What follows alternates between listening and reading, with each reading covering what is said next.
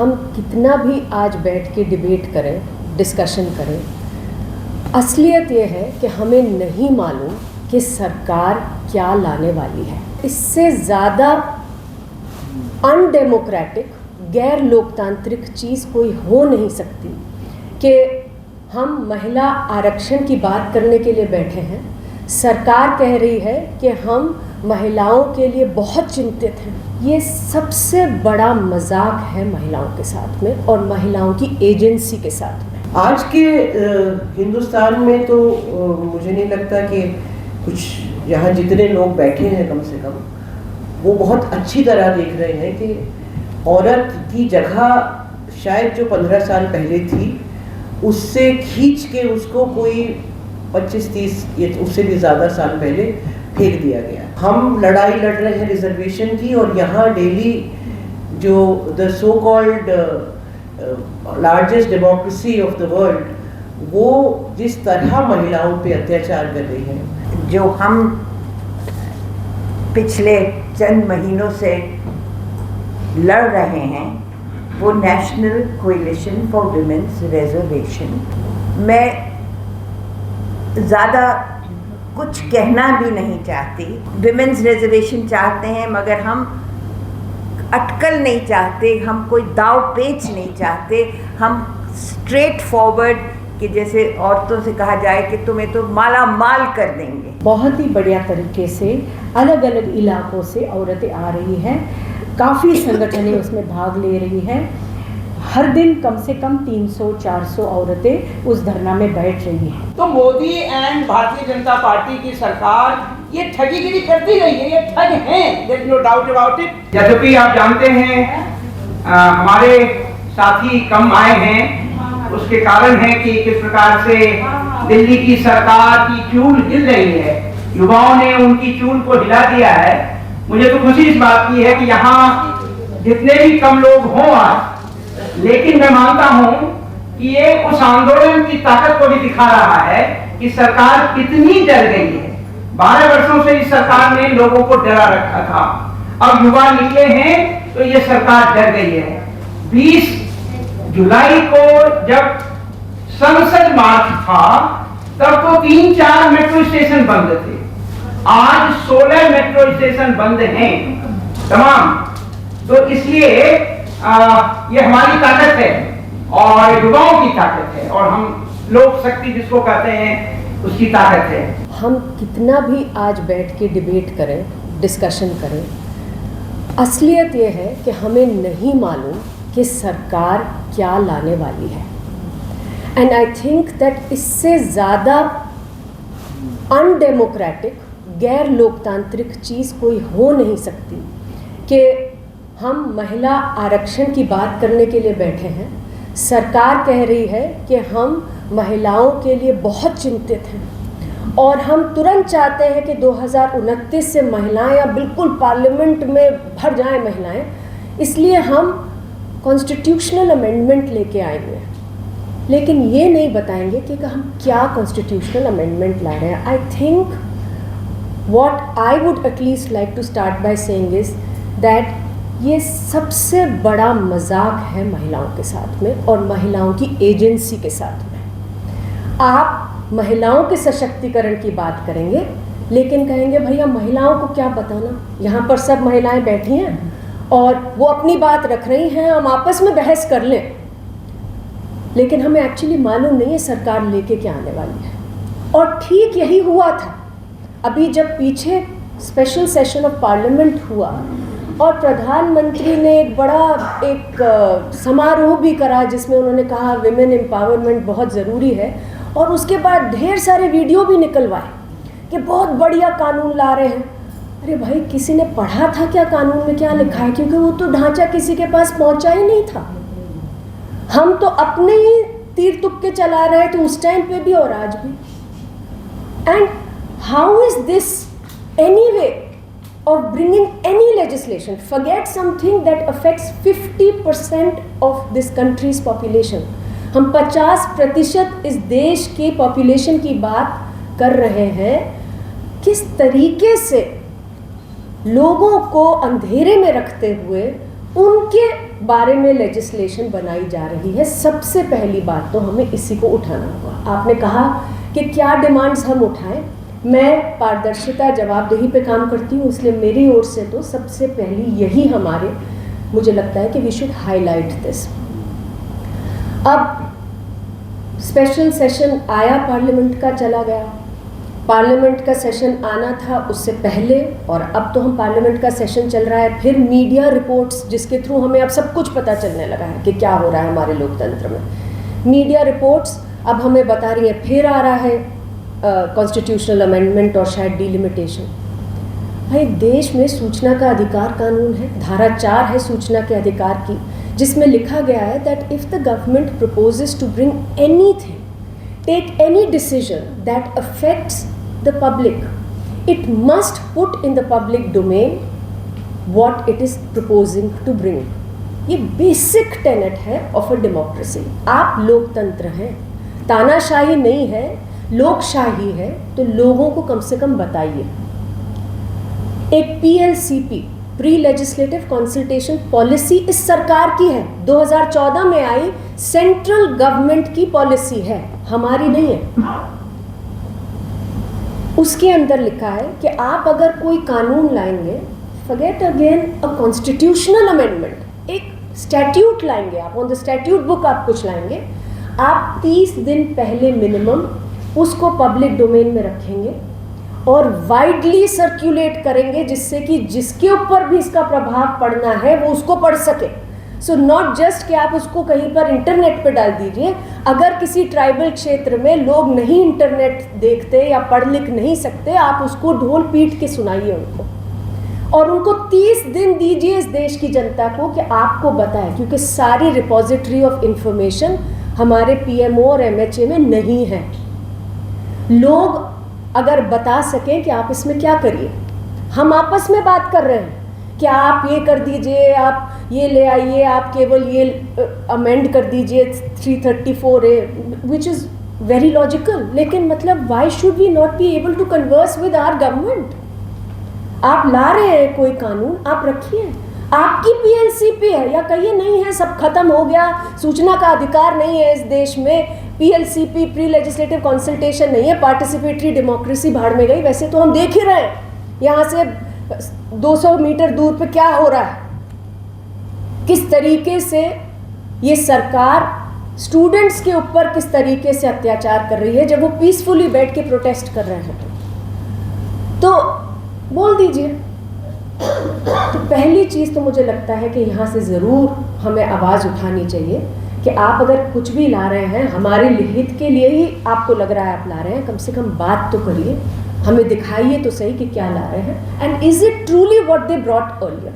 We don't know today, किसी को मालूम नहीं है। दूसरी चीज, डीलिमिटेशन, हमें सबको मालूम है what a politically contentious issue delimitation is. आज कोई भी सरकार, मैं तो कहती हूँ बीजेपी सरकार छोड़िए, कोई भी सरकार आज कहे हम डीलिमिटेशन करेंगे, शायद उससे ज़्यादा पॉलिटिकली कंटेंशियस इश्यूज देश में नहीं हो सकता। क्यों? आपका पूरा नॉर्थ साउथ का इशू है। जो सरकार बना के रूलिंग पार्टी बैठी है उसको नॉर्थ से सबसे ज़्यादा सीटें आ रही हैं, साउथ में तो बहुत जगह उनको मात खानी पड़ रही है। अब आप कहेंगे कि पॉपुलेशन के हिसाब से हम डीलिमिटेशन कर देंगे। आप पॉपुलेशन के हिसाब से डीलिमिटेशन कर देंगे का तो बच्चे को मतलब पता है आज क्या है। आप कह रहे हैं कि भाई हम तो एक तरीका बना लेंगे, हम कभी पावर से जाएं ही ना, हमें मालूम है कि हिंदी स्पीकिंग बेल्ट में हमारी क्या पकड़ है, फिर हम डीलिमिटेशन करके हम इस तरीके से सीटें बना देंगे। तो हम तो बार बार ये कह रहे हैं कि ये सरकार बहुत होशियारी करने की कोशिश कर रही है, महिला आरक्षण के मुद्दे को इस्तेमाल करके। आप डीलिमिटेशन सीधा नाक पकड़ के नहीं ला सकते। तो आप क्या कर रहे हैं? आप कह रहे हैं देखिए हम तो महिलाओं के इतने शुभचिंतक हैं कि हम महिलाओं के लिए और भी, मतलब 540 में आप क्यों खुश होती हैं? आप तो 850 में मांगिए 33% अपना। भाई हम क्या कल पैदा हुए हैं? हमें नहीं पता कि what is delimitation. Delimitation is basically redrawing boundaries. आज अगर आप 540 से 850 सीटें करेंगे तो क्या बाउंड्री रीड्रॉ नहीं करेंगे? 816, 850 मतलब वो हम लोग फिगर पे. Simple point is that without using the term delimitation, what did the government try to do? और हमारी आंखों में धूल, जैसे किसी को, महिला को तो एजेंसी है नहीं, समझ में नहीं आने वाला है. आप हम ये नहीं कहेंगे ना कि डीलिमिटेशन से लिंक कर रहे हैं तो महिलाओं को समझ थोड़ी आएगा. वो तो कहेंगे भैया देखिए हमारे लिए कितना बढ़िया काम हो रहा है, हमारे को तो अब, पहले तो मुझे शायद 200 ही सीटें मिलनी थी, I am just taking putting out numbers without calculating, अब मुझे 400 मिलेंगी या 300 मिलेंगी या जो भी है. आप डीलिमिटेशन करेंगे. हमारी मांग जो सभी ने अभी बोला is that de-link women's reservation from delimitation and the census. आप 2023 में कानून लाए, आपने महिलाओं के आंख में धूल झोंकी और हमारी पार्लियामेंट से भी शिकायत है, which is not to say कि बहुत सारे MPs थे जिन्होंने इस बात के खिलाफ आवाज़ उठाई थी कि आप इसको क्यों लिंक कर रहे हैं, कंडीशनल क्यों बना रहे हैं. इतने दशकों के आप प्रयासों के बाद, महिलाओं के डिमांड्स के बाद आप फिर खैरात बांट रहे हैं कि देखिए हम तो ले आए, मैं ही ले आया और मैं ही ला सकता हूँ, और उसमें आप लिख देते हैं होगा तो सही पर वेट कर लीजिए. और 30-40 साल वेट किया है, थोड़े और साल वेट कर लीजिए. डिलिमिटेशन करेंगे, सेंसस करेंगे, फिर आएगा. सेंसस 2021 में सेंसस क्यों नहीं हुआ? कोविड नहीं, कोविड था इसलिए नहीं हुआ. आपने 2021 में महाकुंभ किया, बड़ी से बड़ी पॉलिटिकल रैली निकाली गई रूलिंग पार्टी द्वारा, लेकिन आप सेंसस नहीं कर सकते. क्यों नहीं किया सेंसस? क्योंकि कॉन्स्टिट्यूशन में लिखा था कि delimitation will happen after the 2026 census, after a census that happens after 2026. आपने 2021 में नहीं किया, 22 में नहीं किया, 23 में कौन सा कोविड था? 2023 में करीब 100 देशों ने, हम इसी दुनिया में रहते हैं, सबको कोविड की महामारी से परेशानी थी, उन्होंने सेंसस कर दिया. भारत ने क्यों नहीं किया? 24 में नहीं किया, 25 में नहीं किया, 26 में सेंसस की याद आ गई. और साथ में इतनी चतुराई कि आप कहेंगे देखिए अब तो हमें डिलिमिटेशन करनी है, सेंसस भी चल रहा है. हम तो कहते हैं कि बहनों आप खुश हो जाइए, और सारी opposition parties if they dare speak against delimitation which is the most contentious issue today, they will be anti women. मतलब आई रियली फील दैट देश की जनता बहुत समझदार है. जब डिलिमिटेशन और विमेंस रिजर्वेशन के बिल को डिफीट किया गया, लोगों ने ऐसा कुछ नहीं कहा. कोशिश पूरी हुई नैरेटिव बनने की, लोगों ने नहीं माना वो नैरेटिव कि भाई ऑपोजिशन खिलाफ है. कोशिशें पूरी हुई, लोग समझ रहे हैं this is a smoke screen. हमारे कंधे पे आप रख के अपनी डीलिमिटेशन की बंदूक ना चलाएं. और यही हो रहा है. डीलिमिटेशन से नॉर्थ साउथ की बात तो है ही, जेरीमैंडरिंग जिस तरीके की हमने होती देखी है असम में, in the delimitation exercise that has happened, it totally meets their agenda of religious majoritarianism. मतलब आप जब बाउंड्री बनाते हैं, हमने असम में देख लिया वो किस तरह से आप बाउंड्री बनाते हैं. मुसलमानों को, माइनॉरिटीज को, दलितों को आप किस तरह से अकोमोडेट करते हैं, जिनको आपको लगता है आपका वोट बैंक नहीं है. भाई खुद ही कह रहे हैं, अपनी पीठ थपथपा रहे हैं, हम तो चाणक्य हैं. तो थोड़ी बहुत चाणक्य नीति तो देश के लोग भी अब समझने लग गए हैं. आप डीलिमिटेशन करना चाह रहे हैं, आप नाक को ऐसे करके पकड़ रहे हैं इस उम्मीद में कि किसी में देश में किसी को समझ नहीं आएगा. महिलाओं को तो बिल्कुल ही समझ नहीं आएगा. उनको क्या समझ है, उनको क्या मतलब है? आपको बस मतलब है कि आपके नंबर होने चाहिए ना, तो ठीक है 33% है, हमने पास करा दिया और अब हम ये कराएंगे और आप आ जाएंगी. बस सवाल क्यों पूछ रही हैं, आपको बताएं क्यों. Not even honouring women with the basic information on what is going to affect every person of this country. मैं सिर्फ अपनी बात यही कह के ख़त्म करूँगी। जी, जेरीमैंडरिंग बेसिकली यही कि जब आप कॉन्स्टिट्यूंसी की बाउंड्रीज ड्रॉ करें तो आप इस तरीके से करिए कि जो हर एक कॉन्स्टिट्यूंसी में आप अपनी ही मेजॉरिटी पॉपुलेशन की रख सकें, जो आपको वोट करने वाले हैं, जो आपके हिस्टोरिकली आपके वोटर रहे हैं। ऐसे लोगों को एडजस्ट कर दीजिए जिससे कि वो लोग ज़्यादा रह ही ना। अगर मुस्लिम डोमिनेटेड एरिया है, आपको लगता है कि मुस्लिम्स आपको वोट नहीं करेंगे ज़्यादा, तो आप ऐसे मोड़ के बना दीजिए कॉन्स्टिट्यूंसी की बाउंड्री को कि वहाँ पर मुस्लिम के जो मोहल्ले हैं वो दूसरी कॉन्स्टिट्यूंसी में आ जाए, जहाँ पे कि आपका चांस ही नहीं है कोई जीतने का, या फिर वो बैलेंस आउट हो जाएंगे with the population that is likely to demographic that's likely to vote for you. So I want to just end by saying that the National Coalition for Women's Reservation is unequivocally saying that de-link, delimitation and census from women's reservation. आप हमें ज़्यादा सीटों के ख्वाब ना दिखाएं, हम पे मेहरबानी करें. हम 540 सीटों में अपना गुजारा कर लेंगे, उसमें से 33 में हम लेजिस्लेटिव असेंबलीज में हम एडजस्ट कर लेंगे. आप इतनी फिक्र ना करें हमारी. आप विमेंस रिजर्वेशन लाएं. 334A of the constitutional amendment, जो कॉन्स्टिट्यूशन है, जो कॉन्स्टिट्यूशनल अमेंडमेंट एक्ट है, उसको आप नया बिल लेके आइए.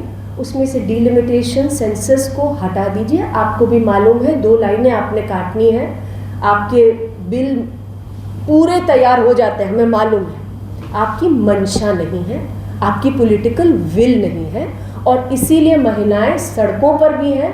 और आप प्रेस कॉन्फ्रेंस कहेंगे तो हम वहाँ भी आएंगे, आप पैनल डिस्कशन कहेंगे हम वहाँ भी आके बैठ ही जाएंगे, और अपनी बात हम रखते रहेंगे. Thank you. बहरहाल मुझे लगता है कि यहाँ काफ़ी सारे नाम लिए गए, और मैं अपनी बात सावित्रीबाई फुले को याद करके शुरू करना चाहूँगी, क्योंकि पहला महिलाओं की रिजर्वेशन का शायद पहला कदम ही वहाँ था, क्योंकि उससे पहले तो कोई लड़कियों के लिए स्कूल भी नहीं था. 1848 if I am not wrong, तब उन्होंने पहला स्कूल खोला, और ना सिर्फ कि लड़कियों को पढ़ाया, बल्कि उस वक्त के समाज में जो कि कुरीतियाँ थीं उनके खिलाफ उन्होंने आवाज़ उठाई. विडो मैरिज की पहली बार उन्होंने बात की, सती के खिलाफ बात की, और बहुत सारी जो अनवेड मदर्स थी उनके लिए आश्रम बनाया, जगह बनाई, जो उस वक्त के लिए बहुत आगे की सोच रखने वाली बात थी. और जब हम महिलाओं के रिजर्वेशन की लड़ाई लड़ते हैं या उनका हक मानते हैं पार्लियामेंट में या असेंबलीज में, उसका भी यही मकसद है कि उनको अपनी जो स्थान है वो दिया जाए.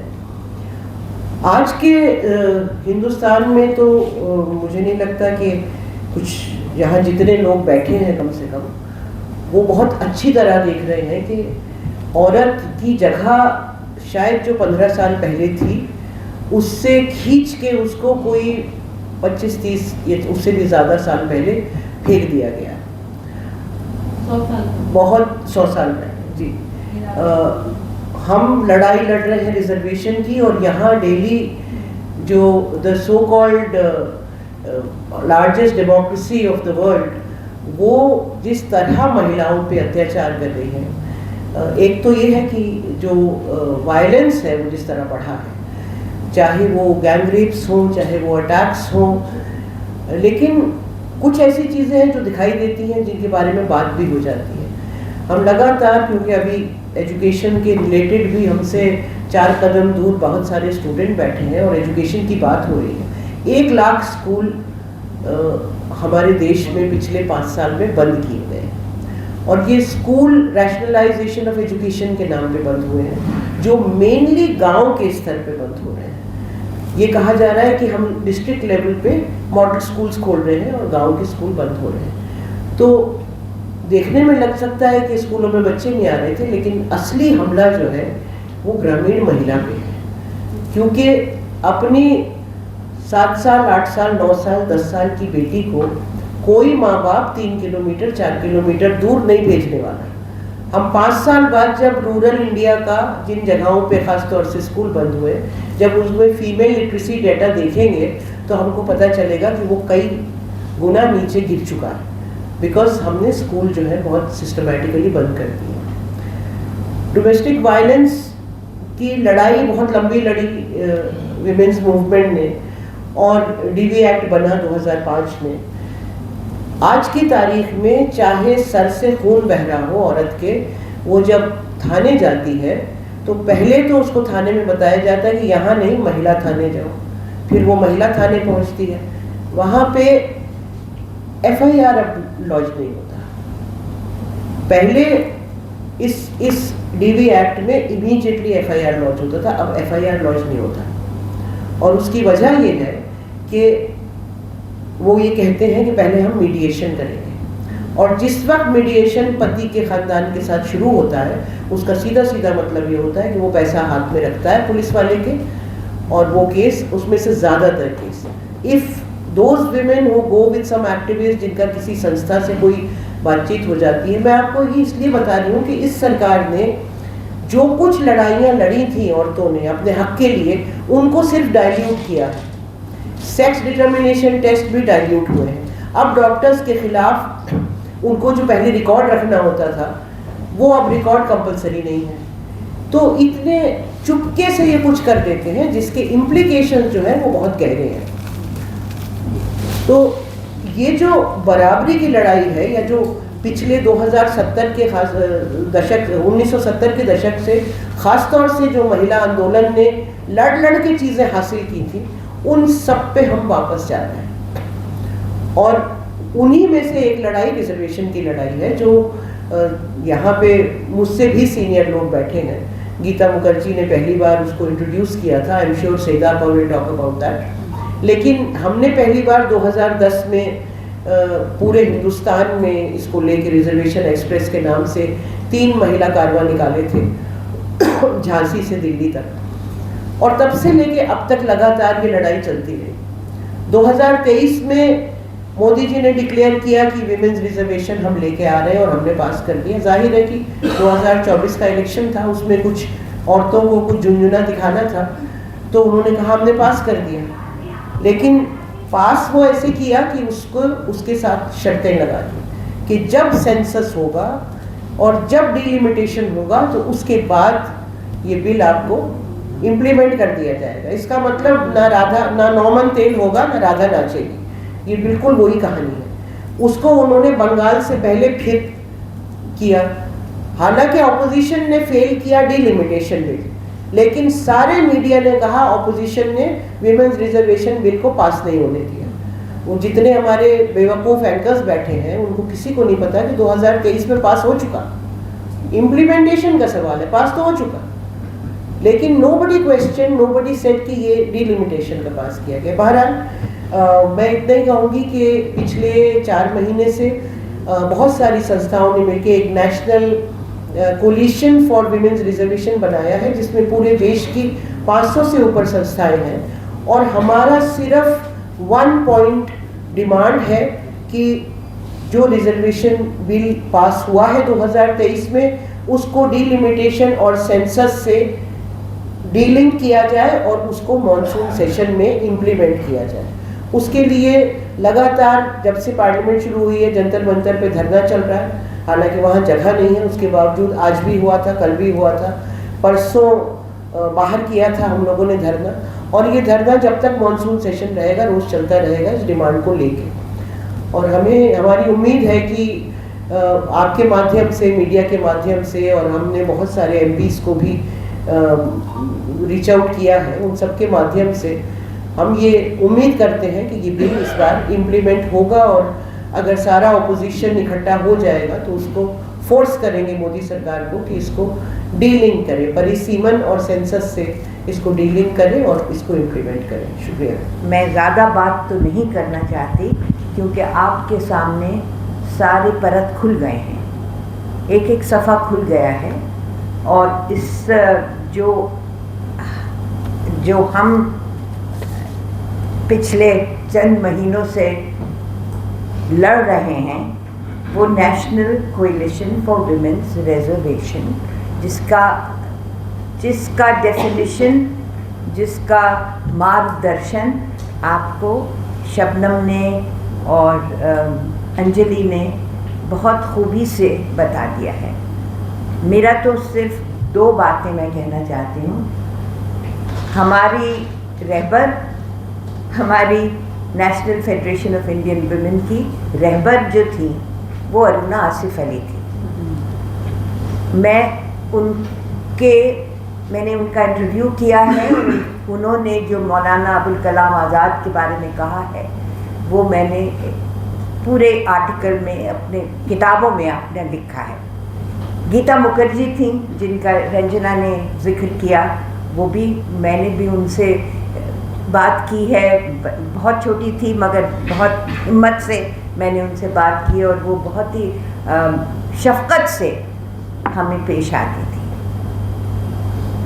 और रेणु चक्रवर्ती, ये एक 3 ख़वातीन हैं, महिलाएं हैं, ख़वातीन हैं जो हमारे सामने एक रोल मॉडल हैं। मैं ज़्यादा कुछ कहना भी नहीं चाहती, मगर जो बेसिकली जो बुनियादी जो तौर से ये है कि विमेंस रिजर्वेशन विदाउट कंडीशनैलिटीज़, जो इस वक्त अंजलि ने बहुत खूबी से और बहुत क्लैरिटी से कहा है और बहुत अच्छी तरह से उन्होंने एग्ज़ाम्पल दिए हैं कि हम विमेंस रिजर्वेशन चाहते हैं मगर हम अटकल नहीं चाहते, हम कोई दाव पेच नहीं चाहते, हम स्ट्रेट फॉरवर्ड कि जैसे औरतों से कहा जाए कि तुम्हें तो माला माल कर देंगे, तो हम बिल्कुल ये हमको उनको माला माल कर देंगे, मगर हमें सब मालूम है, हमें सबको मालूम है, मगर clarify Anjali, it has to be clarified to people, जो बिल्कुल गांव की औरतें हैं, जो एजुकेटेड नहीं हैं, उनको खूब अच्छी तरह से क्लैरिफाई करना चाहिए। तो they are understanding but they have to be, it has to be clarified to them.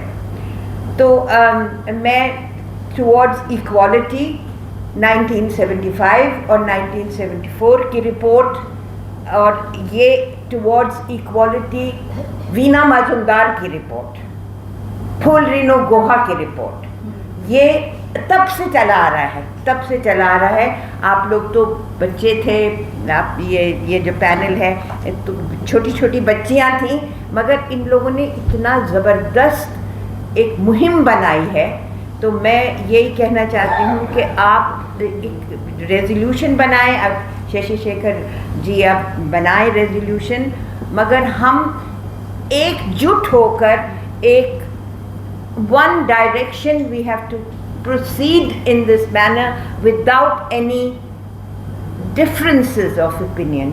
हम लोगों को एक रास्ते पे गामजन होना चाहिए, हमको एक रास्ते पे चलना चाहिए। और मैं बिल्कुल आखिर में ये फैज़ अहमद फैज़ की 2 शेर आपके सामने पेश करती हूँ और उसके बाद मैं ख़त्म करती हूँ। और ख़ास तौर से आपकी नज़र नहीं, हाँ of course I am looking at him. यूं ही हमेशा उलझती रही है जुल्म से खल्क, यूं ही हमेशा उलझती रही है जुल्म से खल्क, न अपनी न उनकी नहीं, यूं ही हमेशा उलझती रही है जुल्म से खल्क, न उनकी रस्म नहीं है न अपनी रीत नहीं। इसी तरह से जुल्म से दुनिया उलझती रही है, न उनकी रस्म नहीं है न अपनी रीत नहीं। यूं ही हमेशा खिलाए हैं हमने आग में फूल, ये गुड यूं ही हमेशा खिलाए हैं हमने आग में फूल। अब बताइए न उनकी हार नहीं है, न अपनी जीत नहीं। बस यही बात कह के और खात्मा है। Thank you. मैं सबसे पहले तो आप सबका धन्यवाद देती हूँ कि आज के कष्टमय दिन के और मन के दुखने के बावजूद हम सब लोग यहाँ बैठे हुए हैं। और शशि शेखर जी को, शशि आपके फ़ोन काफ़ी आ रहे हैं, तो मुझे लगता है कि या तो आप साइलेंट पे कर दीजिए। हाँ, वो अनाउंस करें कि फोन बंद कर दें हाँ, या थोड़ा सा silent पे फ़ोन, कर दें? थोड़ा सा अगर आप तो अच्छा चलिए। तो मैं शशि शेखर जी का धन्यवाद करती हूँ सिटीजन फॉर डेमोक्रेसी की तरफ से। एक बहुत अच्छी चर्चा जिसमें हम सब महिलाएं बोल रहे हैं और आप सब लोग उसको सुनने के लिए आए हैं। और ज्योत्सना जी का आदेश होता है तो मुझे उपस्थित होना, और बड़े भाई आनंद कुमार जी ने जब फ़ोन किया तो मुझे लगा मुझे हर हालत में यहाँ पहुँचना है समय से। तो 3 तरीके से मैं इस पूरे मुद्दे को आपके सामने रखना चाहती हूँ। सबसे पहले तो इसका हल्का सा, बहुत ज़्यादा इतिहास तो सब जानते हैं, तो बहुत ज़्यादा ऐतिहासिक परिप्रेक्ष्य में ना जा करके मैं वहाँ से शुरू करती हूँ जहाँ की हम सब लोग, मंजू जी यहाँ बैठी हुई हैं, हमारी बड़ी भाभी भी हैं, बड़ी बहन भी हैं। तो हम लोगों ने प्रमिला दंडवती जी के घर पर एक, हम जवाहरलाल नेहरू विश्वविद्यालय के स्टूडेंट थे।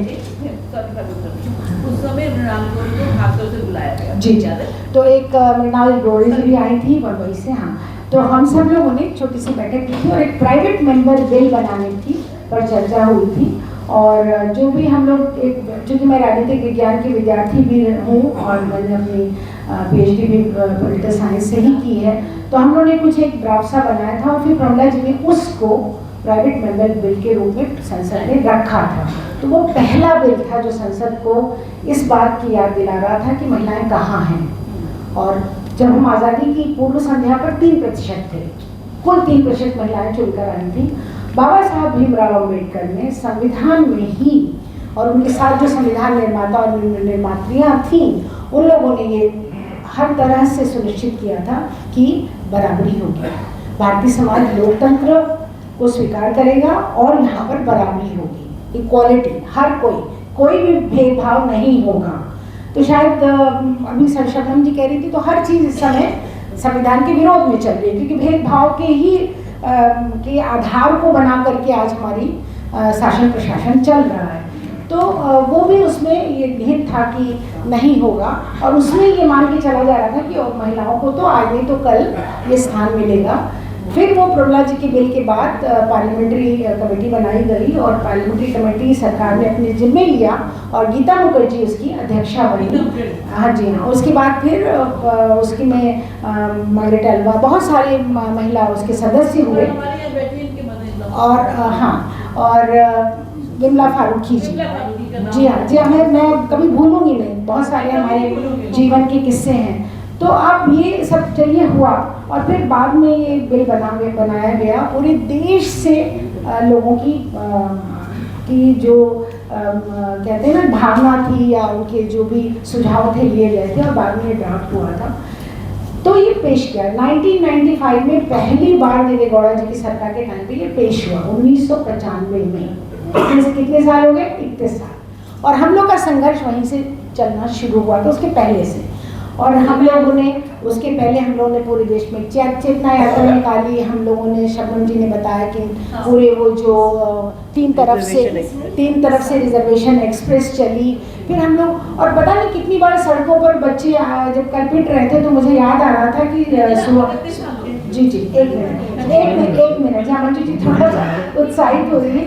लेकिन मैं ये कहूँगी कि फिर उसके बाद जो सबसे बड़ी बात हुई थी, और हमें याद आ रहा सुहासिनी अली और हम सब कोर्ट के सामने थे और हम लोग ज़मीन पे लेट गए। कल जब राहुल गांधी लेटे हुए थे तो मुझे दिखाई दे रहा था कि टांग पकड़ के हम लोग औरतें थे, और हम लोग साड़ी में, सलवार कुर्ता भी नहीं था, साड़ी पहने हुए थे, और पैर पकड़ के खींच रहे थे हम लोग को। और हम लोग को यहाँ से लेके वहाँ तक घसीटा गया, वृंदा दीदी, हम सब लोग थे। और हम 7 सिस्टर्स करके कलेक्टिव बना करके हम लोग इस लड़ाई को लड़ रहे थे।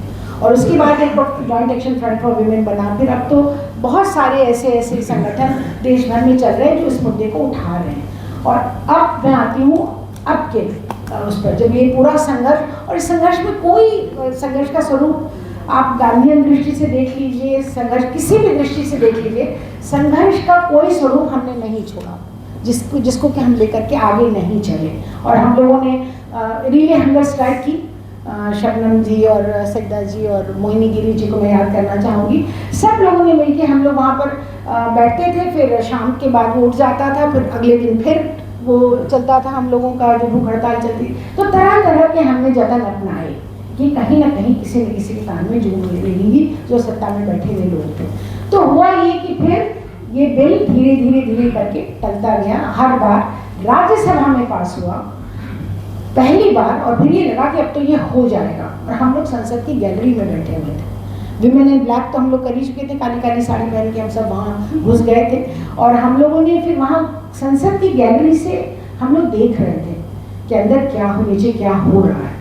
और वो बिल राज्यसभा में पास हुआ और हम लोग सब लोग, और मैं यहाँ पर एक और दो लोगों को याद करना चाहूँगी, सुषमा स्वराज जी और अरुण जेटली जी, क्योंकि उस दिन की जो पूरी व्यवस्था हमारी संसद में रहने की बनी थी और वो हर एक घंटे पे संसद खत्म कर जा रहे, जहाँ एडजर्न हो रही थी, तो वो बार बार पास बनवा के हमें भेज रहे थे हर घंटे पर कि आप लोग यहाँ पर रहिए। और हम भी इज्जत करके बैठे थे, अगर निकालेंगे तो खींच के ही निकालेंगे, हम बाहर यहाँ से नहीं जाएंगे। तो वो पास हुआ था और फिर लगा था कि अब तो हो गया, लोकसभा में होगा। फिर ये सब दुर्भाग्य है, और दुर्भाग्य भी है और एक तरह का षड्यंत्र भी है। महिलाओं के खिलाफ एक खास तरह का सोच और मानसिकता है भारतीय समाज की, और वो मानसिकता जो है वो मैं कहने से हिचकूंगी नहीं, वो एक मानसिकता है जिसमें कि हर सांसद जो अपनी कुर्सी पर बैठा था अंदर तो विरोध कर रहा था, उसकी पार्टी विरोध कर रही थी, चाहे कोई बहाना हो, जाति का बहाना हो कि जाति को नहीं मिल रहा है, कोई बहाना हो कि भाई नहीं आप तो ये कर रहे हैं, इसमें SC/ST का क्या होगा, और दुनिया भर का, जबकि सब था उसमें। और जहाँ तक बाकी जातियों का सवाल था, संसद में कोई तब तक कोई प्रावधान नहीं था, तो ये संभव नहीं था। तो खैर वो पास हुआ। और फिर लेकिन जब भारतीय जनता पार्टी, सुषमा स्वराज, उनकी स्पीच मुझे अभी भी याद है क्योंकि मैं संसद की गैलरी में बैठी थी, और जब उन्होंने मुझे मैसेज भेजा था कि आकर के वहाँ पर हम सब मिलजुल करके, वो लड़ाई आपको तस्वीर याद होगी कि हम लोग वहाँ पर संसद में कैसे एक दूसरे से लिपटे हुए और हाथ और सारी पार्टी की महिलाएं एक हो गई थी, लेकिन वो हुआ नहीं। फिर उसके बाद अब वर्तमान में आए तो कैसे ठगीगिरी हो रही है कि कहा कि पास कर दिया। 2023 में मैं उस समय यूनाइटेड नेशंस की स्टेटस ऑफ विमेन कमेटी की मीटिंग होती है, वहाँ मैं बैठी थी, जब मेरे पास देश के एक बहुत बड़े मंत्री जी का, जो हमारे साथ हमारे सहपाठी और विद्यार्थी भी रहे हैं जवाहरलाल नेहरू विश्वविद्यालय के, फोन आया कि ये तो हो गया, हमने करवा दिया, तो तुम लोगों को ये मिल गया। और हम इतनी खुश हुए कि उस मीटिंग को भी हमने अटेंड नहीं किया, और हम अगली फ्लाइट से भारत लौट आए कि हम लोग इसको सेलिब्रेट करेंगे सब लोग मिल करके। और हम सब जंतर मंतर भी जमा हुए, हमने सेलिब्रेशन की घोषणा की। हमारी मीटिंग में बहुत सारे लोग आए थे, चिराग पासवान, बहुत सारे, मैं नाम नहीं लूँगी, लेकिन सब पार्टियों से सांसद सब लोग वहाँ पर आकर के हम लोग के साथ सहयोग किए, और उस बैठक में हमने उसको सेलिब्रेट किया। फिर उसमें क्या था कि बाद में उसमें हम लोगों ने जब समझा और ये पता चला कि नहीं, डिलिमिटेशन होगा, सेंसस होगा, जो सीटें निकलेंगी, मतलब वो कि जूठा घर में भी खाते हैं, जूठा समाज में भी खाते हैं, जूठा हम संसद में भी जब निकलेगा, जो बचेगा ना, आपको याद है ना, अम्मा लोग सो जाती हैं, अगर नहीं हुआ तो कोई बात नहीं, अब तो खैर चलिए सबके यहाँ वो 5 किलो अनाज पहुँच रहा है तो शायद खाना होता होगा, लेकिन जब नहीं कुछ होता है तो माँ लोग तो बिना खाए भी सो जाती हैं, छोड़ा बचा भी खा लेती हैं। तो वो एक मानसिकता, फिर मैं भारतीय समाज की मानसिकता की तरफ आती हूँ। उसी मानसिकता के चलते इसको लटकाने की कोशिश की गई है। इसको कहा गया है कि जब डिलिमिटेशन हो जाएगा तो सीटें निकलेंगी। तो फिर जब ये महसूस किया, और हम सब लोग लगातार दबाव बनाए हुए हैं, कभी धरना है, कभी पूरे देश में यात्रा है, तरह तरह की, जैसे इन्होंने बताया, हम लोग भी विमेन पावर कनेक्ट करके ग्रुप बनाए, 1900 महिला संगठन उसके सदस्य हैं पूरे देश में, क्योंकि बहुत सारे गांव-गांव में महिला संगठन हैं, बहुत सारे पूरे देश भर में अब महिलाएं जागृत हैं, काम करें। 3 बातें जो कि सरकार पर दबाव बनाने में काम आई है, एक तो हम लोग का संघर्ष, दूसरा देश की पंचायती राज की महिलाओं का जो सबलीकरण हुआ है, और जो उनका एक वोटिंग पैटर्न पर इन्फ्लुएंस हुआ है। आप देख रहे हैं ना कि महिलाएं पुरुषों से ज़्यादा हिंदुस्तान में वोट दे रही हैं। ये आपको मालूम है कि नहीं आंकड़ा, पिछले चुनाव का भी आंकड़ा है ये, और ये इलेक्शन कमीशन का आंकड़ा है, क्योंकि आंकड़ों के मामले में कुछ बोल दो तो लोग कहते हैं कि आपको कहाँ से पता चला। दूसरी बात ये कि महिलाएं पुरुषों से ज़्यादा वोट दे रही हैं और शायद पता नहीं, शायद हो सकता है कि जो 2,500 रुपया, 3,500 रुपया, 10,000 बिहार में ये सब जो महिलाओं तक पहुंचाया गया, शायद उसकी वजह से ज़्यादा महिलाएं बीजेपी को वोट दी पिछले चुनाव में। रिवेंज जी बिल्कुल सही कह रही हैं कि ऐसा हुआ। और फिर क्या हुआ, तो ऐसा लगा कि कहीं ना कहीं महिलाओं का वोट आज महत्वपूर्ण है चुनाव में। ये पहले नहीं था। हम लोग से लोग पूछते थे कि are women voting constituency? No, वो नहीं थे वोटिंग कॉन्स्टिट्यूएंसी। महिलाएं कभी पिताजी ने कह दिया तो बहू को कह दिया, तो ससुर ने तो जाके वहाँ वोट दे आई, बेटी को कह दिया या भाई ने कह दिया, मतलब कोई ना कोई पकड़ के सब एक। हमारे यहाँ गांव में जब हम, चूँकि देवरिया में हमारी माँ देवरिया की हैं और वहाँ बनारस के गंगापुर गाँव के हैं, तो हम लोग यहाँ लोग झुंड बना के वोट देने जाती थी गाते हुए। होते ना सोरी ये सब, कभी अगर चुनाव हुआ मान लीजिए बरसात के मौसम में तो कुछ बरसात वाला गाना, कुछ इस तरह का सब होता था और जाके वोट डाल के जो बताया जाता था वोट वहीं पड़ता था। लेकिन 84 में ये बात बदली। राहुल गांधी के असैसिनेशन के बाद, sorry I am so sorry, I must withdraw my words. So उसमें राजीव गांधी के असैसिनेशन के बाद 84 में औरतों ने कहा कि नहीं, हमारे लोग यहाँ शब्द चला टूअर, मतलब उनके किस तरह से उनको इस तरह से कहा गया, तो वो उसको उन्होंने हर हालत में औरतों ने अपने से वोट दिया। उसके बाद धीरे धीरे धीरे धीरे व्यवस्था बदली और औरतें अपने आप अपनी सोच पर जाकर वोट देने लग गई। और आपको ये भी मालूम होना चाहिए, क्योंकि बनारस के चुनाव में मैं काफ़ी सक्रिय रूप से थी, और फिर दिल्ली के चुनाव में जब प्रोफेसर आनंद कुमार लड़े थे तब हम लोग महिलाओं ने फिर भी अपने वोट का निर्णय लिया। और यही कारण है कि ये जो पूरी राजनीतिक व्यवस्था है, इस पर एक दबाव है, महिला का वोट किसको पड़ेगा, महिला का वोट कौन मोबिलाइज कर पाएगा। तो ये पंचायती राज से वो सिलसिला शुरू हुआ जो कि राजीव गांधी जी के ज़माने में दिया गया, और आज उसकी हम परिणति तक पहुँचे हैं जहाँ की सशक्त महिला आज नेता है। और पति प्रधान वाला ज़माना चला गया है, बहुत कहीं थोड़ा बहुत हमारे बड़े पिछड़े इलाकों में अगर हो तो हो, वरना महिलाएं सशक्त नेता हैं और वोट पर उनका असर है। तो ये एक कारण था, बहुत बड़ा कारण, जिसकी वजह से कि आज दबाव राजनीतिक, इसलिए भी शायद इस बात को उन्होंने महिला संगठनों का दबाव देश की राजनीति में, और कोई राजनीतिक मैनिफेस्टो नहीं है किसी पॉलिटिकल पार्टी का, पिछली बार का छोड़ दीजिए, तो जहाँ ये ना लिखा गया कि हम आएंगे तो महिलाओं को आरक्षण देंगे। मतलब ऐसे लगता है वो दान का कटोरा लेके हम लोग खड़े हैं और सब लोग कुछ इसमें डालने की कोशिश करेंगे, और नहीं दिया। तो अब मैं आपकी जो परिस्थिति है उसके बारे में अपनी राय रखना चाहती हूँ कि देखिए, ये बात सच है कि डिलिमिटेशन के साथ जोड़कर ये मुद्दा लाया गया, ताकि इस मुद्दे में जब तक, और मेरी और इनके आगे वेलकम करती हूँ अंजलि की, कि मेरी अंजलि की तो एक पॉडकास्ट भी अभी हाल में हुई थी जो हिंदुस्तान टाइम्स ने किया, जिसमें कि इन्होंने अपना पक्ष रखा था और मैं वही पक्ष को यहाँ दोहराती हूँ। मेरी मंशा ये है कि इसको 3 दशक से ज़्यादा हो गया है, इसको अब इम्प्लीमेंटेशन करने की बारी है, इसको लागू करके। ये अब बहस ये नहीं है कि क्या हुआ, किसने क्या बोला, कौन सी पार्टी का क्या स्टैंड है, नहीं। 3 दशक तक देश की महिलाओं ने, बल्कि ज़्यादा 35 साल तक इंतजार किया, इसको लागू करिए। और लागू करने के लिए, दबाव देने के लिए इस तरह की मीटिंग बहुत ज़रूरी है। ये प्रस्ताव जो ज्योत्सना जी लाने वाली है बहुत ज़रूरी है। अब लागू करने में क्या 3 बातें हैं जो संभावना बनती है लागू होने की। एक तो ये कि डिलिमिटेशन के बाद शायद हमारी संघीय व्यवस्था है और हमारे देश के तमाम राज्य इस बात को स्वीकार नहीं करेंगे कि उनका प्रतिनिधित्व कम हो जाएगा, क्योंकि जनसंख्या के आधार पर होगा। और जनसंख्या, जिन्होंने जनसंख्या का अपने अच्छे से जनसंख्या की नीति को लागू किया, वो राज्य फिर थोड़ी सी सीटें उनको मिलेंगी। और जहाँ नहीं हुआ है, उत्तर प्रदेश, बिहार पहले बड़ी बड़ी सीटों के मालिक हैं और अब तो इनके पास और बढ़ जाएंगी सीटें। तो मुझे लगता है कि कहीं ना कहीं गलत सही, अब हमारी सब बहनें उसमें अपनी बात रखेंगी, लेकिन ये कि बिल्कुल हमें स्वीकार करना चाहिए कि जो अभी 816 सीट की बात है, देखिए 816 सीट की बात अगर हम नहीं स्वीकार करेंगे तो ये कभी नहीं होगा। कोई पुरुष सांसद अपनी सीट छोड़कर नहीं कहेगा कि 1/3 सीट आप महिलाओं को दे दीजिए। और आप भरोसा करिए कि बहुत सारे हमारे व्यक्तिगत मित्र हैं संसद में, पहले से हैं, और हम लोगों ने बहुत सारे सांसदों से इसके बारे में खुल के चर्चा की है। पब्लिकली नहीं बोलेंगे, लेकिन प्राइवेटली वो कभी सपोर्ट नहीं करेंगे कि 1/3 अपनी सीट छोड़ करके वो 500 अभी जो सीटें हैं उसमें 1/3 देके महिलाओं को दे दीजिए, नहीं होगा।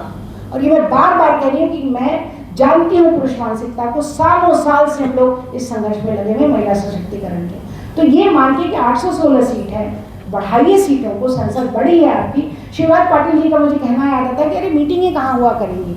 हमने कहा क्यों, अशोका हॉल छोटा है क्या राष्ट्रपति भवन का, वहाँ करिए, क्यों नहीं संसद बढ़। तो बहुत सारी ऐसी बातें उठाई गई और जाति का ये सब छोड़िए। 816 सीटें अगर आप नियत रखते हैं तो आप दीजिए और उसमें से 1/3 सीटें औरतों को दीजिए। और जो दूसरी बात जो शायद सर्वसम्मति से हो सकती है, संभावना मैं सिर्फ कह रही हूँ, वो ये कि हर राज्य में जो अभी सीटें हैं उनका 50% आप बढ़ा दीजिए। ये सुझाव है जो कि लाए नहीं, चालाकी से ये लाए नहीं संसद में। उस दिन एक कांग्रेस के एमपी ने खड़े होकर कहा भी था कि आप लाइए, तो अमित शाह ने कहा कि हम 15 मिनट के अंदर, अरे ये तो जमाना टेक्नोलॉजी का है, आपको कुछ कहने की जरूरत नहीं, जरा सा उसको खोल के बोल दीजिए, वो तुरंत टाइप करके आपको दे देगा जो भी आपकी मंशा है। तो क्यों नहीं उस बिल में ये शामिल किया गया कि हम 50% हर राज्य का सीटें बढ़ा देंगे, क्यों नहीं शामिल किया गया? आप इसी में राजनीति समझ लीजिए। तो अगर महिलाएं सचमुच इस बात को समझ रही हैं कि जब ही मिलेगा जब सीटें बढ़ेंगी, और वो सीटें अगर डिलिमिटेशन को जोड़ के बढ़ाई गई, उसके बाद बढ़ाई गई, तो दक्षिण के राज्य राजी नहीं होंगे, इसको मान के चलिए। और क्यों राजी होंगे? आखिर उनकी राजनीतिक हैसियत कम होगी तो कोई भी राज्य क्यों राजी होगा? इसलिए ये मान के चलना चाहिए कि जो हमारी सीटें बढ़ी हों उसमें से मिले। और दूसरा ये कि जो 50% वाला फॉर्मूला अगर सरकार सचमुच इसमें क्योंकि डिलिमिटेशन में बहुत टाइम लगने वाला, अभी तो संसद के लिए क्या कह रहे थे, संसद तो हम 45 दिन में आपको रिपोर्ट दे देंगे। अभी तो घरों घरों आके खाली यही पूछ के गए हैं कि आपका यही घर है ना, आप यहाँ रहती हैं क्या, आपका एड्रेस है। अभी तो वही प्रक्रिया पूरी नहीं हुई है। और क्या दबा के बोल रहे थे उस समय कि नहीं 45 दिन में आपको हम रिपोर्ट दे देंगे पूरे सेंसस की बना के। हो सकता है क्या हमारी ब्यूरोक्रेसी इतनी मजबूत हो गई है कि कर लेगी? क्या हम AI का इतना अच्छा इस्तेमाल सीख गए हैं कि दिन भर में 100 ईमेल का जवाब तो हमारा AI दे देता है आजकल, हमें कुछ करने की ज़रूरत ही नहीं पड़ती है। तो क्या उसका इस्तेमाल ये लोग कर पाएंगे ऐसे? अगर नहीं कर पाएंगे तो फिर ये सारा सिलसिला बंद करना चाहिए। ये हक की लड़ाई थी और इस हक की लड़ाई को पूरा होना है। इस हक की लड़ाई को तभी पूरा होगी जब महिलाओं को 1/3 मिलेगा। और वो दोनों ही बातें, डिलिमिटेशन और सेंसस से हमें कुछ लेना देना नहीं है। हमें हमारा अधिकार दीजिए, 1/3 हमें दीजिए। और अगर आप बढ़ा के दे सकते हैं तो बढ़ा के दीजिए, लेकिन हमें 1/3 मिलना चाहिए। ये मेरा अपना स्टैंड है। इसी पर हम लोगों ने प्रेस कॉन्फ्रेंस भी की थी, बहुत सारी मीटिंगें हुई हैं इसके बाद, और पूरे देश में हम लोग उनकी यही बातें कर रहे हैं। हमें इससे मतलब नहीं है। और सारे ऑपोजिशन के लोग जैसे पूरे कंसेंसस से वो बिल पास हुआ था 1/3 वाला, और जो आज तक इम्प्लीमेंट नहीं हुआ, वैसे ही सब लोगों को एक कंसेंसस बना करके इस पूरी बात को स्वीकार करके महिलाओं को दे देना चाहिए, और तभी वो न्याय जिसकी हम बात करें वो हो पाएगा। धन्यवाद। मंच पे बैठे सभी साथीगण और साथियों, विमेंस रिजर्वेशन लागू करो, अभी लागू करो, इस बात के ऊपर देश के अंदर national coalition for women's reservation बना है, जिसके बारे में शबनम जी ने आपको बताया। 500 से अलग अलग संगठन हैं, व्यक्ति हैं और औरतों के बीच काम करने वाले लोग हैं जो इस कोएलिशन में है। 20 तारीख से इंडेफिनिट धरना शुरू हुआ है, 13 तारीख तक चलेगा। जब तक ये मानसून सत्र चलेगा तब तक चलेगा। हम में से कुछ लोग भागते हुए वहाँ जंतर मंतर से ही पसीना पसीना होके आए हैं, और बहुत ही बढ़िया तरीके से अलग अलग इलाकों से औरतें आ रही हैं। काफ़ी संगठनें उसमें भाग ले रही हैं। हर दिन कम से कम 300-400 औरतें उस धरना में बैठ रही हैं। अलग अलग राज्यों से भी आ रही है, आज हरियाणा, पंजाब, अलग अलग जगह से भी आई थी। तो इस तरह से ये आंदोलन चल रहा है, और साथ साथ जो हो रहा है आज मुल्क के अंदर उसके बारे में भी बहुत परेशान हैं, क्योंकि जिस तरह से इस विद्यार्थियों के साथ और युवाओं के साथ जो जुल्म हो रहा है और जो बेरहमी से उनके साथ में पेश आ रहे हैं, उसकी भी निंदा हमें यहाँ ज़रूर करनी चाहिए, और उनका भी हमें समर्थन देना बहुत ज़रूरी है। क्योंकि क्या पहलकदमी ये सरकार करेगी आगे क्योंकि ये सरकार एक फासीवादी स्वरूप रखती है। हम सब जानते हैं ये राइटिस्ट फोर्स कैसे बने हैं और क्या है उनका चरित्र, तो उसके बारे में हमारे मन में कोई भी शंका आशंका नहीं होनी चाहिए, तभी हम स्पष्ट तरीके से निर्णय ले सकते हैं। अभी फ़िलहाल पार्लियामेंट के अंदर सिर्फ 77 महिला पार्लियामेंटेरियंस MPs है, 13% है, और पूरे देश के अंदर स्टेट असेंबलीज जो है उसमें कुल मिलाकर 4123 MLAs है, उसमें से औरतों की संख्या सिर्फ 390 है, 9%। और ये अभी की बात नहीं है, आज़ादी के आंदोलन में महिलाओं ने भाग लिया है, औरतों ने हमेशा अपनी पहलकदमी से इस देश के अंदर बहुत बड़ा योगदान किया है। और 1974 के अंदर जो रिपोर्ट बनी थी, report of the committee on the status of women in India, उस रिपोर्ट ने भी ये कहा था कि औरतों के लिए रिजर्वेशन होना ज़रूरी है। ये एक पॉजिटिव डिस्क्रिमिनेशन का भाग है, जो पिछड़ा भाग है जिसको नकारा जा रहा है, उनको आगे लाने के लिए रिजर्वेशन की ज़रूरत है। फिर 1975 में UN ने भी डिक्लेयर किया, और जिस जिस देशों के अंदर रिजर्वेशन हुआ है उस देशों के अंदर औरतें बहुत बड़े पैमाने पे चुनकर उनके पार्लियामेंट्स में आई है। अब उस पूरी डिटेल में हम इसलिए नहीं जा रहे क्योंकि समय कम है, तो अब ये आप लोग देख लेना कौन से देश के अंदर कितने प्रतिशत औरतें चुन के आती है और वो क्यों कैसे आती है। अब सवाल क्या है, हमारे देश में ये बिल पास हुआ, पास होने के बाद एक बदमाशी करी सरकार ने। ये बदमाशी मतलब अचानक नहीं करी है। हम जब यहाँ कह रहे हैं ठीक है डीलिमिटेशन कर लीजिए, कोई बात नहीं, जो करना है कर लीजिए, सवाल है डीलिमिटेशन करने का भी उनका एक राइटिस्ट एजेंडा है। इस तरह से अगर आप ये बात नहीं ध्यान में रखोगे तो ज़रूर एक बहुत गुमराह तरीके से पोजीशन हम ले पाएंगे। अब ये जो डीलिमिटेशन को जोड़ दिया, सेंसस को जोड़ दिया, लास्ट सेंसस हुआ 2011 में। महिला आंदोलन ये कह रही है डीलिमिटेशन और सेंसस का जो क्लॉज है जो बिल में डाला है आपने, आई थिंक 334, हाँ शबनम 334 और ओनली 334 जो क्लॉज डाला है वो क्लॉज निकाल दीजिए, तो फिर वो ओरिजिनल बिल हो जाएगा और आप पास करिए और ये 543 जो सीट्स है उसके अंदर इम्प्लीमेंट करिए। ये आप 850 क्या करें, उन्होंने स्पेशल पार्लियामेंट बुलाया और ये भी इलेक्शन के टाइम मुझे तो ये ताज्जुब हो रहा है कि इलेक्शन कमीशन ऑफ इंडिया ने मॉडल कोड ऑफ कंडक्ट भ्रष्ट होता है उस वक्त देखा नहीं, जब लास्ट वोटिंग का फेज चालू था उसके पहले स्पेशल पार्लियामेंट बुलाया इस डीलिमिटेशन का जोर देने के लिए। वो तो इंडिया ब्लॉक एक साथ हो गया, वो बिल डिफीट हो गया और उनके पास 2/3 मेजॉरिटी नहीं था। ऐसे हम कोई अनजान नहीं है वो किस तरह से 2/3 की मेजॉरिटी आज पार्लियामेंट के अंदर कायम करने की कोशिश कर रहे हैं अपनी तोड़ फोड़ की नीति से और यहाँ वहाँ MPs को खरीद के। क्या हो रहा है देश के अंदर 2/3 मेजॉरिटी पास करवाने के लिए ताकि वो डीलिमिटेशन पास करवाए, और डीलिमिटेशन वो कौन से आधार पे करेंगे, सेंसस हुआ नहीं है, 2011 के आधार पे अभी डीलिमिटेशन करेंगे। कैसे करेंगे, कैसी कॉन्स्टिट्यूएंसीज बनाएंगे, जो पॉपुलेशन अभी है उसको नकारते हुए 2011 के सेंसस पे डीलिमिटेशन, ये कोई लॉजिक ही नहीं है। और हमने लोकल बॉडी इलेक्शंस में देखा है, लोकल बॉडी इलेक्शन के अंदर जब उन्होंने वार्डों का रिफॉर्मेशन किया डिलिमिटेशन के आधार पर, जहां जहां ऑपोजिशन का स्ट्रेंथ था वो ब्रेक तोड़ने के लिए बीजेपी के कॉन्स्टिट्यूएंसी से जोड़ दिया ताकि कोई ऑपोजिशन जीत न सके। इस डिलिमिटेशन में जो 2011 की सेंसस पे वो करना चाह रहे हैं जो इलॉजिकल है, वो ऐसा नहीं करेंगे। कौन बोल सकता है, आप बताइए, पार्लियामेंट के कॉन्स्टिट्यूएंसीज के अंदर।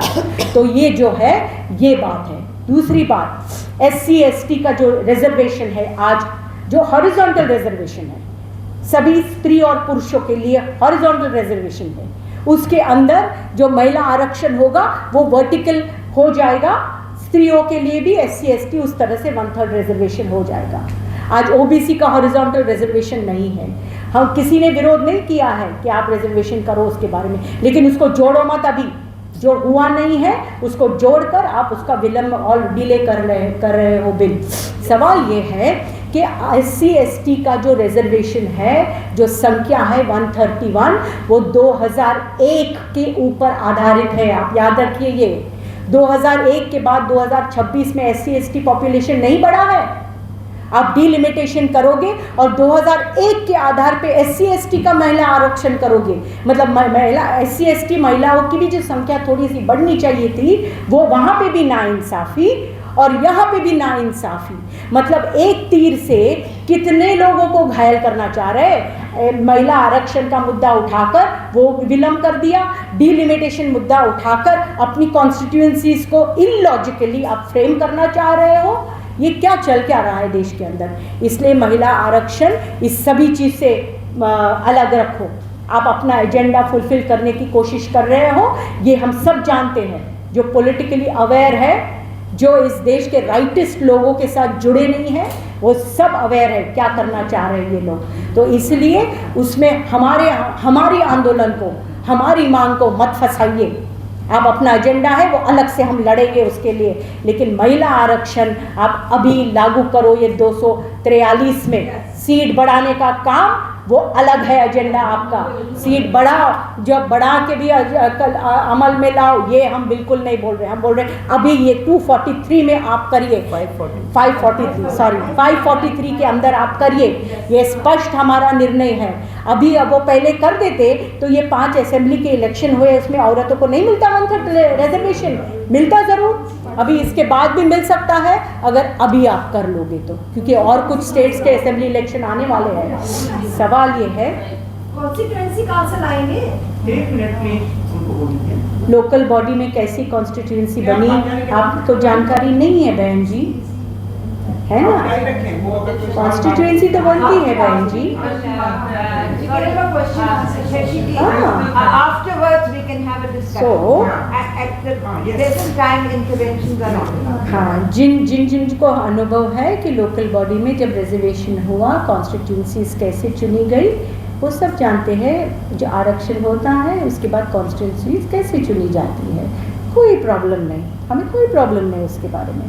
तो हमारा मोटा मोटी ये कहना है, national coalition for women's reservation का स्पष्ट कहना है, ये डीलिंक करो, पार्लियामेंट में लाओ और अभी महिला आरक्षण लागू करो, इमीडिएटली लागू करो।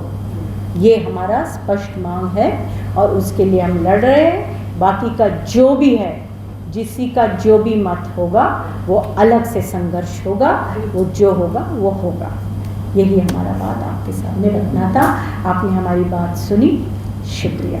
आज सबको बहुत बहुत धन्यवाद, खास करके आयोजकों को कि आज यहाँ बात रखने के लिए हम सब लोगों को इस पर अपनी एक मत या एक राय बनाने के लिए आप लोगों ने आमंत्रित किया। महिला आरक्षण का ये जो बिल है, ये या मुद्दा है, ये पिछले 3 दशकों से लगभग लगातार मुझे लगता है कि ये पेश किया जा रहा है सदन में, और किसी न किसी विवाद या बहाने की वजह से और ये पास नहीं हो पाया था। और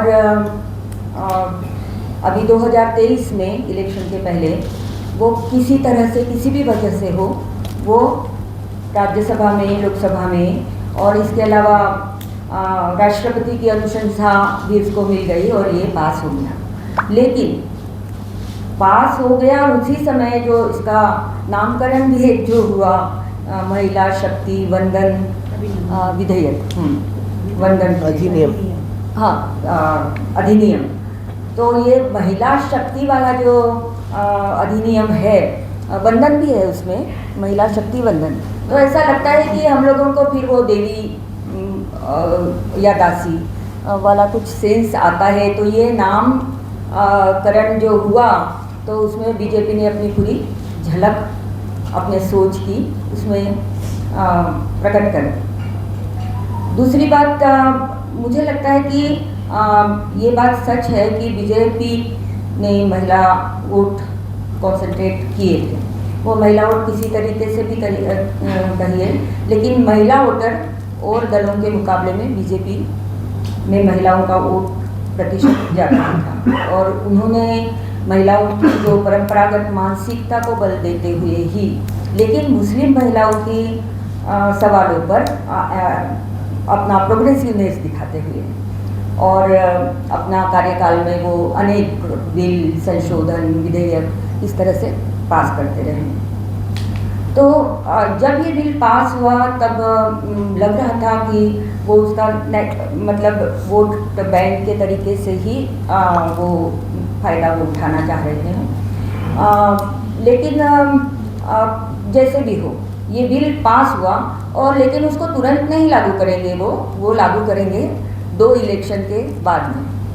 ऐसा जो चीज़ आई तो पता तो ये साफ था कि वो हम लोगों को एक तरीके से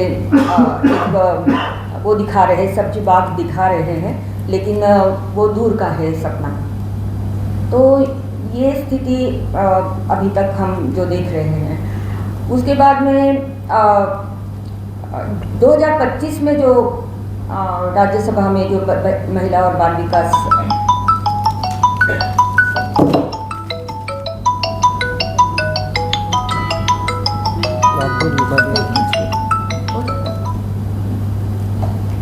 मंत्रालय ने जो कुछ सवालों के जवाब देते हुए कहा कि पंचायत राज का जो अधिनियम हमारे यहाँ 73-74 अधिनियम में जो आरक्षण महिलाओं को दिया, तो उसमें 33% आरक्षण उसमें दिया गया था, लेकिन 21 राज्यों में ये 50% तक आरक्षण देके वहाँ इम्प्लीमेंटेशन हुआ है। उस समय तो कोई परिसीमन या जनगणना इसका कोई बहाना था ही नहीं। जब नियत थी लागू करने की तो वो उसके बिना भी लागू हुआ। तो अभी भी ये जनगणना और परिसीमन का जो ये बहाना है उसको बिना जोड़े ये पास हो सकता है या इम्प्लीमेंट हो सकता है। वैसे भी इसकी जो अवधि है वो 15 साल के लिए बताई जा रही थी, सिर्फ 15 साल तक ये प्रभावी रहेगा। तो ये जो बात है कि 15 साल तक ये प्रभावी रहेगा और बाद में निरस्त हो जाएगा, इसमें ये इस पर भी ध्यान देने की ज़रूरत है कि ये निरस्त नहीं होगा, बल्कि इसमें कुछ संशोधन जोड़े जाएंगे। जैसे खास करके ओबीसी का सवाल है कि ओबीसी रिजर्वेशन भी इसमें शामिल होना चाहिए। ये कुछ पार्टियों की बहुत ज़बरदस्त विरोध करने की जो एक वजह थी, मतलब उनका मुद्दा था वो। और मुस्लिम्स अभी भी जो क्या उसको कहेंगे, अखिलेश यादव ने बयान दिया कि इसमें मुस्लिम्स के लिए क्या है। तो पसमानदा मुस्लिम्स को वो धर्म के आधार पे नहीं, जाति की जो स्थितियाँ है उसके आधार पे आरक्षण दिया जाना, ये जो सवाल है वो काफ़ी महत्वपूर्ण है। और हमको कहना है कि आगे ये इस पर चर्चा हो, इस पर डिसीजन हो।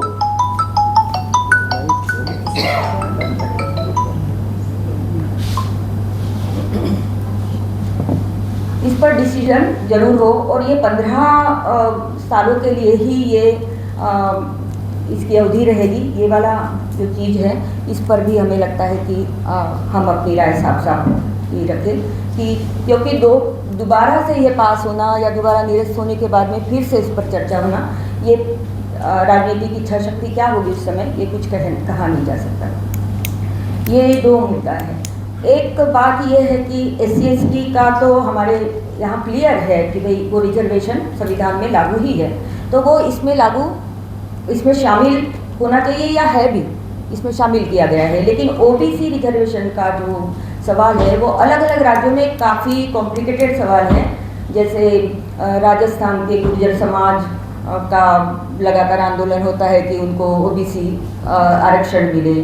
महाराष्ट्र में तो मराठा लोगों का आंदोलन रहता है कि उन्हें भी आरक्षण में शामिल किया जाए। और यूपी में जाट आरक्षण लोगों का दावा होता है कि हमें भी OBC आरक्षण में शामिल किया जाए। तो ये जो अलग अलग राज्यों में आरक्षण या मंडल आयोग में जो जातियाँ या वो जो अमेंडमेंट है वो अलग अलग है और उस पर कोई फैसले आए नहीं हैं। तो आंदोलन जरूर है ओबीसी का कि हमें इसमें सीट दिया जाए, लेकिन वो मसला जब भी हल होगा, जब ये ओबीसी जातियों की क्या कौन सी ओबीसी जातियाँ है ये अलग अलग राज्यों में डिसाइड होगा, तब वो उसमें शामिल हो पाएगा। इतनी जल्दी तो वो हो नहीं पाएगा। दूसरा चौथा मुद्दा जो है इस बिल का, जिस पे ध्यान देने की ज़रूरत है कि साउथ के जो राज्य है वहाँ पे जनसंख्या नियंत्रण की उनकी कॉन्शियसनेस की वजह से उनकी जनसंख्या कम होने के कारण उनकी सीटें भी जो है उसके आधार पर काफ़ी कम होती है, और इसलिए उन्होंने भी विरोध किया था इस बिल का कि हमारी तो सीटें और भी कम हो जाएगी इसमें महिला आरक्षण देने की वजह से, साउथ की सीटें और भी कम हो जाएगी और हमें तो कभी मौका ही नहीं मिलेगा कि हम ऐसी स्थिति में आए कि हमारी वॉइस सदन में मजबूत हो। तो एक समस्या तो ये है ही खैर हमारे सदन में कि यूपी जैसा बड़ा राज्य और पिछड़ा राज्य, उससे तो बहुत ज़्यादा सांसद हमारे राज्यसभा लोकसभा में होते हैं और वो प्रभावित करते हैं और चीज़ों को भी, नीति नियमों की जो पास करने में, बिल पास करने में बहुत ज़्यादा वो प्रभावित करते हैं। और दूसरे जो राज्य हैं जिनकी जनसंख्या कम है, तो उन राज्यों का प्रतिनिधित्व कम होने की वजह से और वो मतदान को प्रभावित नहीं कर पाते। तो ये एक सवाल है, लेकिन मुझे लगता है कि जो साउथ के जो लोग हैं जो सत्ता में हैं वो इस बात को, क्योंकि साउथ में महिलाओं की बहुत अच्छी स्थिति है और अच्छी मानसिकता भी है शायद, क्योंकि वो उन महिलाओं ने शिक्षा के क्षेत्र में या इसमें जैसे उन्होंने 100% उनकी वो हुई, जनसंख्या नियंत्रण में भी उन्होंने अपना 100% दिया और जनसंख्या नियंत्रण माना। तो बहुत मामले में जो है साउथ के जो महिला सांसद और वैसी भी पार्टियाँ, उनको अगर सही मात्रा में वो दिया जाए प्रतिनिधित्व तो वो कन्विंस हो सकते हैं। और इसमें एक बात आई भी है ये कि हम राज्यवार बांटेंगे सीटें, मतलब सभी राज्यों को समान, ये भी एक बात उन्होंने लगाई है, लेकिन वो मुझे समझ में नहीं आता कि वो कैसे करेंगे। एक तरफ कह रहे हैं कि जनसंख्या जो ये जनगणना और सेंसस के आधार पे करेंगे, और दूसरी तरफ कह रहे हैं कि हम राज्यों को बराबर सीटें बांटेंगे। तो ये 816 सीटों की वो जो दे रहे हैं कि 816 सीटें करेंगे इसके बाद में, और उसमें से लगभग 23% सीटें वो साउथ को देंगे, ऐसा कुछ उन्होंने दिया है। तो इसके बारे में भी कैसे उसको किस आधार पे इम्प्लीमेंट करेंगे, तो वो भी सोचने की एक ज़रूरत है हम लोगों को।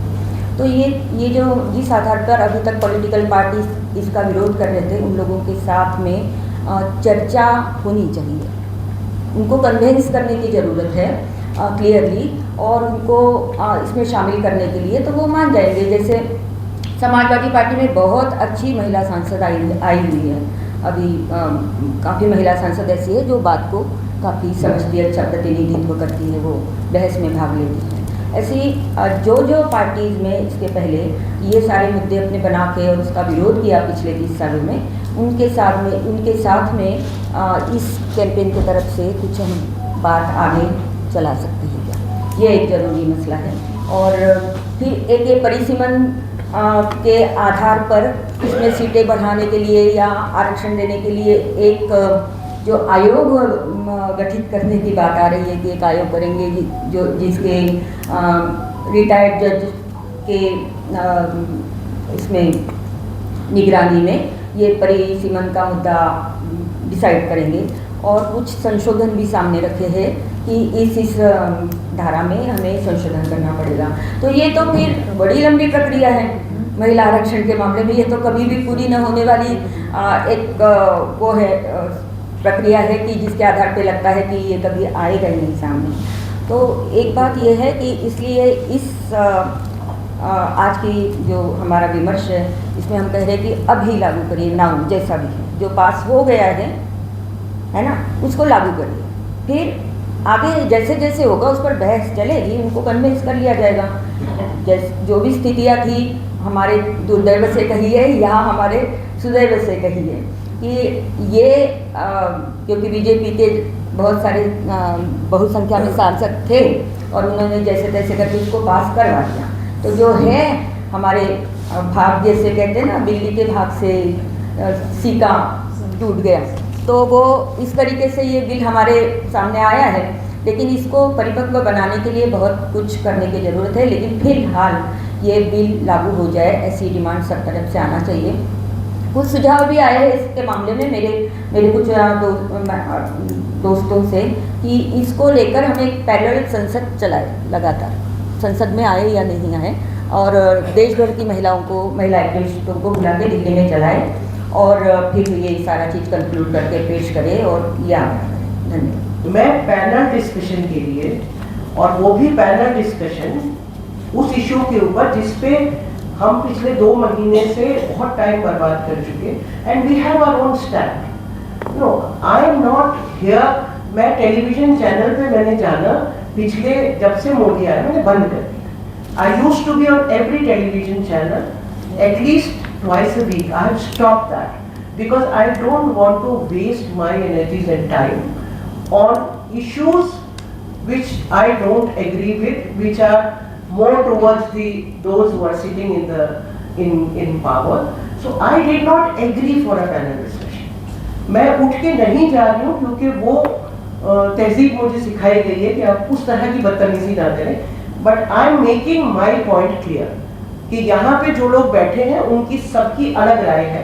प्लीज डोंट टेक इट कि जो एक बोल रहा है उसकी वही सहराय सकती है। पैनल डिस्कशन होता है। No, but I was not told that it's a panel discussion. Okay. I was told specifically there is a press conference, and the press conference of those people who agree that this bill has to be delinked from delimitation and census.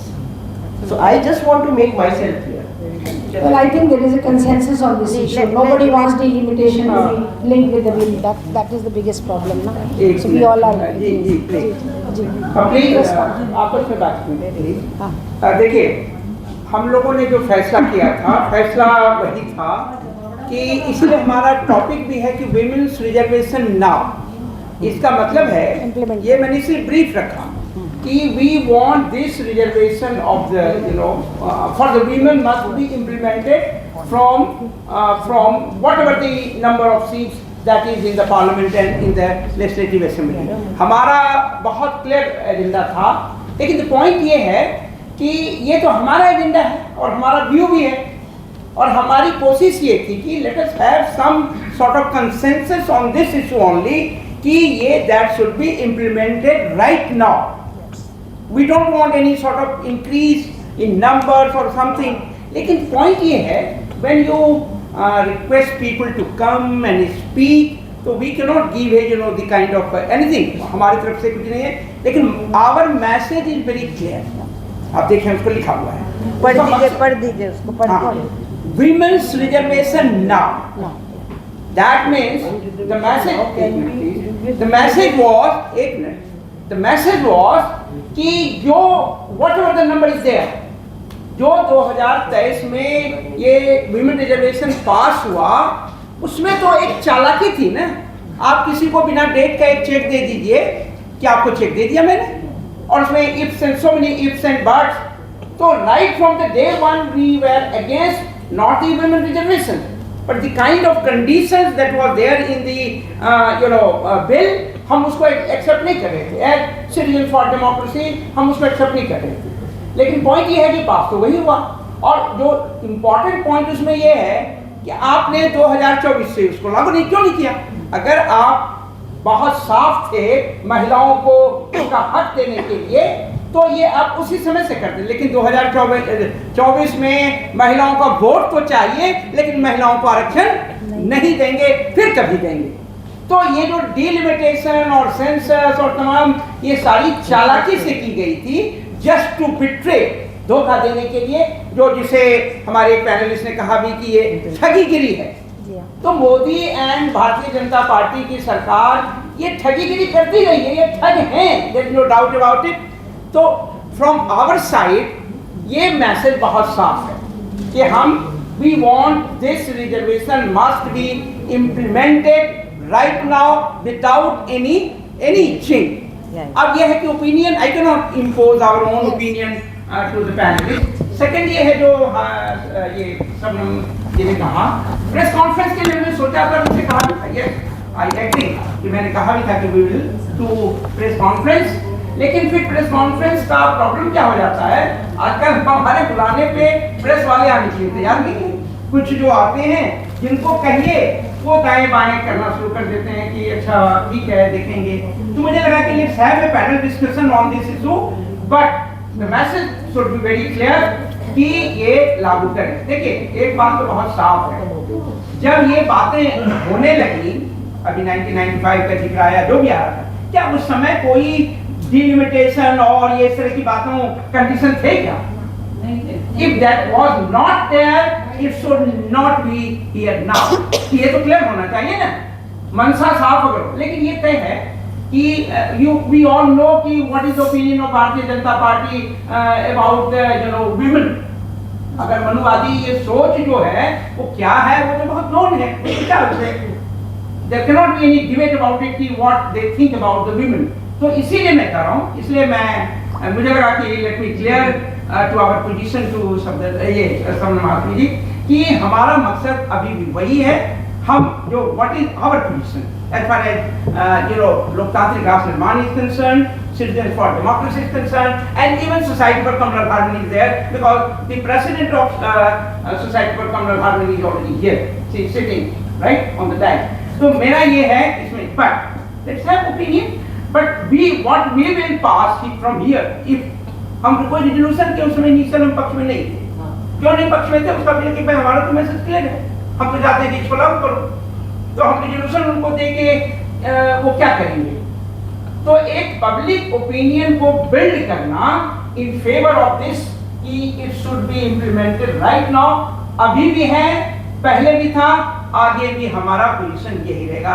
At least ये हमारे organisation से position नहीं कर रही है।